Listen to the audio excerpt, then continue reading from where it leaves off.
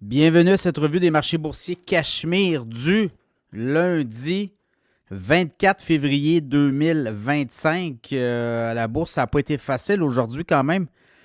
Le chaud, le froid, si on regarde un peu au TSX à Toronto, on a fini finalement dans le vert. 4 points de hausse, 25 151 points. Le Dow Jones, 33 points dans le vert également, 43 461.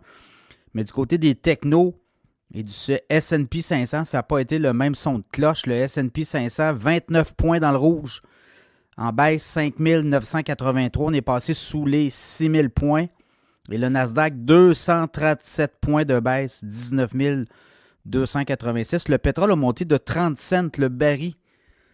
70 et 70 US, référence WTI. Le Bitcoin est en chute libre. Au moment où je vous parle, 93 421.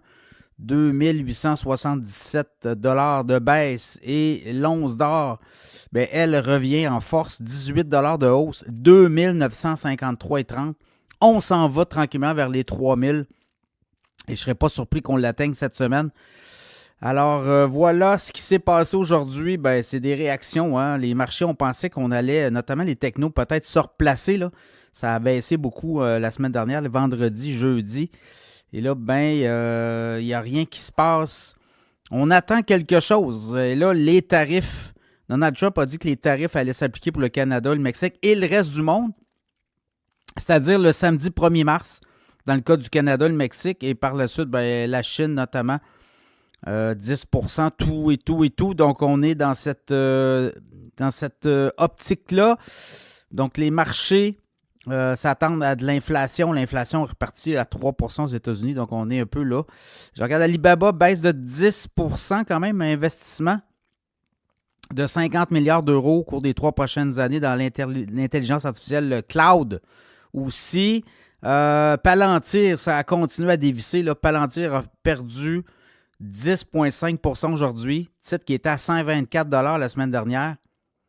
Et là, moi, je vous parle, il est à 90 et 68. Donc, toute une dégringolade là, dans le cas de Palantir depuis la semaine dernière. Ensuite de ça, des bonnes nouvelles. Il y en a, Apple met 500 milliards aux États-Unis, va investir. On va transférer des investissements qui devaient aller au Mexique et on va faire ça aux États-Unis. 500 milliards d'ici 4 ans, des entrepôts, la logistique et également dans l'intelligence artificielle, les centres de données au Texas. Le titre d'Apple a monté aujourd'hui de 82 cents, en fait plus que ça, a monté de 1,62 $, voilà, à 247,17.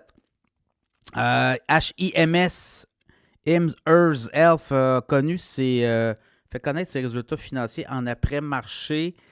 Plateforme qui avait beaucoup monté, là, on chute de 8,64 $ en après-marché à 42,67 $. C'est surtout les guidelines qui ne vont pas peut-être avec ce qu'on attend. Alors voilà, je regarde un peu les autres titres. Microsoft, Microsoft avait dit qu'elle investit 80 milliards dans l'investissement dans le cloud et dans l'intelligence artificielle, dans les centres de données. Et là, Microsoft a dit on pourrait réviser à la baisse nos investissements. Donc, ça a donné un coup sur le titre, baisse à 1% à peu près. Et Starbucks, qui va faire un ménage. On dit qu'on va réduire le personnel administratif. On parle de 1000 postes. Donc, ça a donné un coup. Le titre de Starbucks a monté de 1,3%. Donc, voilà. Beaucoup de turbulences. Là, je vous dirais beaucoup de turbulences, beaucoup de volatilité. Ceux qui ont de l'argent de côté, gardez-les.